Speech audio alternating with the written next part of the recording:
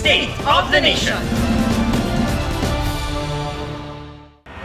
Pinayagan ni Pangulong Marcos na palawigin ng 3 buwan ang deadline para sa consolidation ng mga tradisyonal na jeepney sa ilalim ng PUV Modernization Program.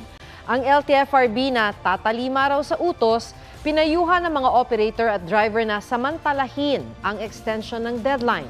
May report si Joseph Morong. Bawal na dapat pumasada sa February 1 ang mga unconsolidated na traditional na jeep. Sabi kasi noon ni Pangulong Marcos, wala nang extension ang deadline ng consolidation sa ilalim ng PUV Modernization Program. Ang mga hindi nakaabot sa deadline ituturing na kolorum dahil kakanselahin na ang kanilang prangkisa. Pero kanina, biglang kambyo ang Pangulo. Sabi ng Presidential Communications Office o PCO, pinayagan ni Pangulong Marcos na i-extend ng 3 buwan o hanggang April 30, 2024 ang deadline para sa consolidation. Alinsunod daw sa rekomendasyon ni Transport Secretary Jaime Bautista. Ito ay para bigyan ng pagkakataon ng mga hindi pa nakakapag-consolidate. Dahil sa extension, hindi na muna itutuloy ang panguhuli sa mga unconsolidated na mga traditional na jeepney sa February 1. Bagyang gumaan ang loob ng mga driver at operator ng unconsolidated na jeep na nangangamba para sa kanilang kabuhayan. Dismayado naman ang mga nag-consolidate na. Maganda naman yung patutunguhan, tumuloy tayo. Para sa piston at manibela, tagumpay ng sama-samang pagkilos ng mga driver at operator ang extension. Pero di raw sapat ang extension lamang kaya patuloy silang kikilos hanggang mabasura ang PUV Modernization Program. Nagdesisyon ang Pangulo matapos aprubahan ng House Committee on Transportation kanina, ang resolusyon ay panawagan sa Pangulo at sa Transportation Department na huwag na munang ipatupad ang pagkukonsolidate ng mga jeep. Joseph Morong, nagbabalita para sa GMA Integrated News. Bagamat dumidistansya ang mga kongresista sa pangangalap ng mga lagda para sa charter change, sinabi ni Congressman Joey Salceda na kumpleto na ang pirmang kailangan para sa People's Initiative. Balak naman daw ng Senado na questionin ang People's Initiative sa Korte Suprema. May report si Tina Panganiban Perez. Para maamyendahan ng saligang batas sa pamamagitan ng People's Initiative, 12% na pirma ng registered voters sa buong bansa at 3% kada legislative district ang kailangan. Ayon kay Albay 2nd District Representative Joey Salceda, naabot na ito. As of last night, we've reached the 12.1 threshold. We have already reached the mandate of the people. Dinilinaw ni Salceda kung bakit alam niya ang impormasyon at di rin malinaw kung sinong we o kami ang kanyang tinutukoy. Dati nang itinatanggi ng liderato ng Kamara na nasa likod sila ng People's Initiative. Kung si Salceda sinabing sapat na ang mga pirma, sabi naman ng grupong pirma o People's Initiative for Modernization and Reform. So far, we have gathered about 30% of 8 million. So that's about 2.5 million signatures already. Sa nangyayari po ngayon ay mukhang kakayanin namin ang 12% at baka sobra-sobra pa. Palagay ko po within the next 2 to 3 months kuha na namin. Nilinaw rin ang grupo na di nila kasama ang mga kongresista sa signature drive. Pero nakikipag-ugnayan daw sila sa mga ito para sa pangangalap ng pirma sa kanilang mga distrito. Isinumite at tinanggap na raw sa COMELEC local offices ang mga nakalap na lagda. Mahigit kalahati na ng congressional districts ang nabigyan na ng COMELEC ng certification. Matapos naman lumagda ang mga senador sa manifesto para tutulan ng People's Initiative, tutulog na rin ang Senado sa Korte Suprema para harangin ang People's Initiative. Punto ni Senate Minority Leader Coco Pimentel, walang basehan ang COMELEC para tanggapin ang mga signature form. May tuturing din daw na revision at hindi lang simpleng amendment ang joint voting ng Senado at Kamara na isinusulong ng People's Initiative. Yung basic structure ng legislative branch ang binabago or kinukontra. Hence, if it is not an amendment, then it must be a revision. And People's Initiative is not available for a revision. Hindi po kami hihinto hanggat hindi po kami pinapahinto sapagkat tali po kami doon sa patakaran. Sabi rin ni Pimentel, sinuspindi na ng Senado ang pagtalakay sa resolution of both Houses 6 na layo namang amyendahan ng economic provisions ng konstitusyon dahil sa nagpapatuloy pa rin People's Initiative. Foul words or unnecessary invectives, yung hindi magandang salita, they have no place here. Hindi natin pinapatulan yan. what we do, we try to look at the good in everything that everyone does, even the Senate. Palagi ko hindi matutuloy yung usapan dyan sa economic provision habang hindi sinasangtabi itong People's Initiative. Dapat na raw pumagitna ang Pangulo sa issue. Napakahalaga ang sentimento ng ating Pangulo dito. At mahalaga rin na maiwasan itong potential political crisis. Hinihingi pa namin ang panig ng Malacanang ukol dito. Suportado naman ni Vice President Sara Duterte ang manifesto ng Senado para tutulan ang People's Initiative. Tina Panganiban Perez, nagbabalita para sa GMA Integrated News. Wala pang natatanggap si Vice President Sara Duterte na dokumento mula sa International Criminal Court. Yan ang tugon ng bise sa mga ulat na isa siya sa respondent sa investigasyon ng ICC sa umano'y extrajudicial killing sa ilalim ng war on drugs noong administrasyon ng kanyang amang si dating Pangulong Rodrigo Duterte. Handa naman daw ang kanyang mga abogado kung sakali. Hindi pa raw sila nagkakausap ng ama tungkol sa investigasyon ng ICC. Ipinagpasalamat naman ni Senador Bato de la Rosa ang hindi pagkilala ni Pangulong Marcos sa jurisdiksyon ng ICC sa bansa. Sinabi rin ni de la Rosa na handa siyang harapin ang investigasyon ng ICC. Pero susunod siya sa utos ng gobyerno na huwag makipagtulungan dito. Ikinatatakot daw ni de la Rosa na mapalayo sa kanyang mga apo sakaling makulong siya.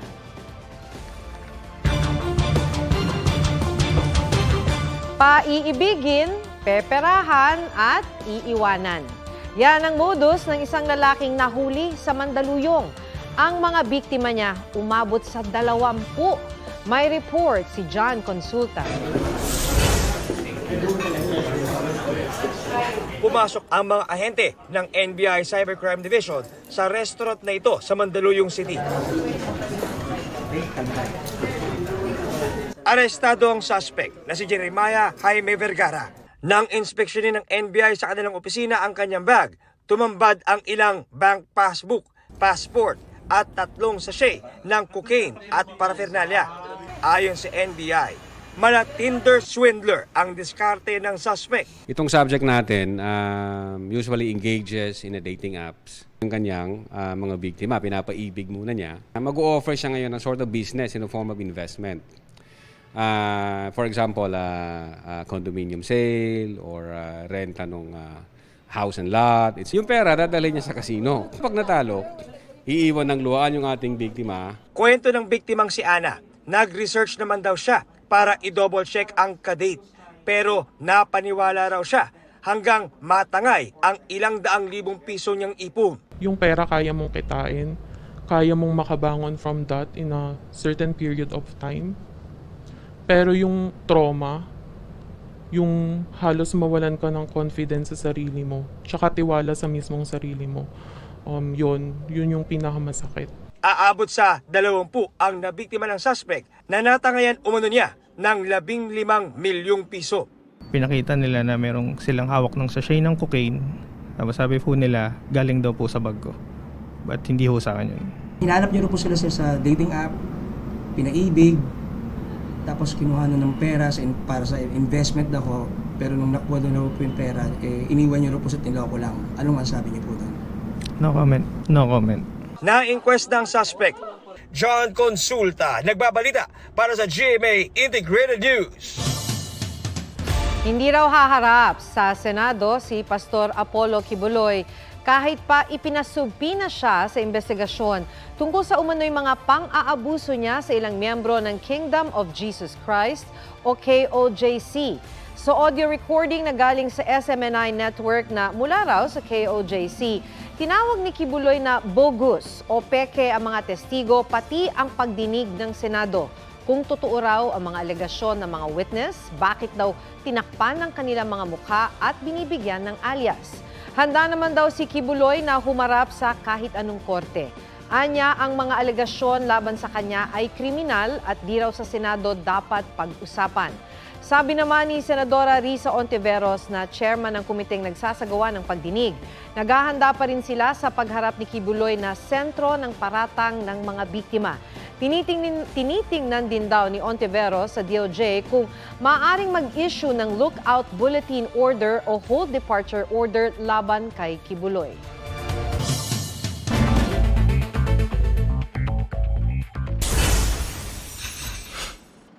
Taas presyo sa ilang pangunahing bilihin, aprobado na ng DTI. 2 pesos hanggang halos 4 pesos ang dagdag presyo sa ilang delatang sardinas.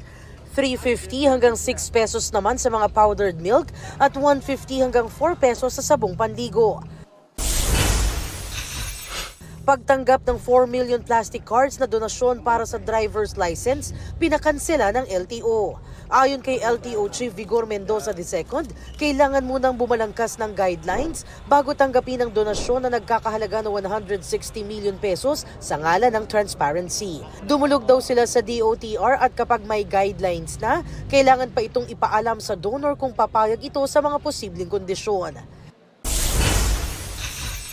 Ikinalugod ng Chinese Embassy ang pagsabi ni Marcos na patuloy na sinusunod ng Pilipinas ang One China policy. Kinikilalang isang probinsya ng China ang Taiwan at hindi sinusuportahan ang Taiwan independence. Sinabi yan ni Marcos sa eksklusibong panayam ng GMA Integrated News nang tanungin tungkol sa kanyang tugon sa batikos sa kanya ng China matapos niyang batiin ang bagong president-elect ng Taiwan. Sabi pa ni Marcos sa panayam, ginawa lang niya iyon bilang kortesiya. Jamie Santos nagbabalita para sa GMA Integrated News. Opisyal nang binuksan sa Subic Bay ang beach volleyball tournament ng NCAA Season 99. Nilahukan niya ng halos 100 atleta mula sa 10 NCAA schools. Nagbabalik ngayong Season 99 ang Junior Division. Sabi ni NCAA Chairman Paul Supan, hudyat ito ng pagbabalik ng normal, bigger, and better NCAA. Masaya naman ang SBMA na sa Subic Bay uli ang venue dahil nakakaambag raw ito sa turismo nila.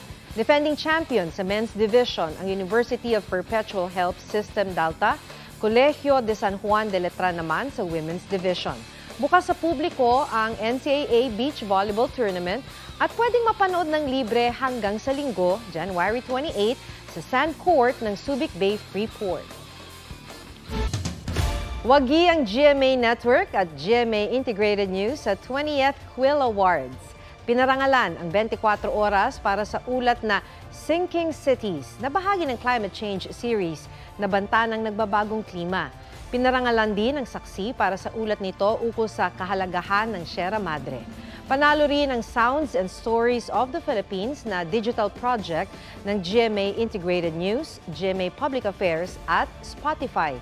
Gayon din ang Kapuso ng Kalikasan project ng GMA Network sa kategoryang Corporate Social Responsibility. Tinanggap ang mga pagkilala ni GMA Senior Vice President, Integrated News, Regional TV and Synergy Head Oliver Victor B. Amoroso. Kasama si GMA Vice President, Deputy Head for News Programs and Specials Division, GMA Integrated News, Michelle Seva. Umani ng mixed emotion sa fans ang comeback single ni IU, kung saan kasama niya ang BTS member na si V. May report si Aubrey Carampel. Trending with more than 10 million views sa YouTube, ang music video collab ni na IU at V para sa Love Wins All. Gumanap sila bilang couple na tinatakasan ang mala end of the world scenario. Hindi man naging happy ang ending, na-deliver naman ang kanta ang mensahe nitong walang katapusang pag-ibig. Aubrey Carampel nagbabalita para sa GMA Integrated News. Yan po ang State of the Nation para sa mas malaking misyon, para sa mas malawak na paglilingkod sa bayan. Sa ngalan ni Ato Maraulio, ako si Maki Pulido mula sa GMA Integrated News, ang News Authority ng Pilipino. Huwag magpahuli sa mga balitang dapat ninyong malaman. Mag-subscribe sa GMA Integrated News sa YouTube. Sa mga kapuso abroad, subaybayan nyo kami sa GMA Pinoy TV at sa www.gmanews.tv.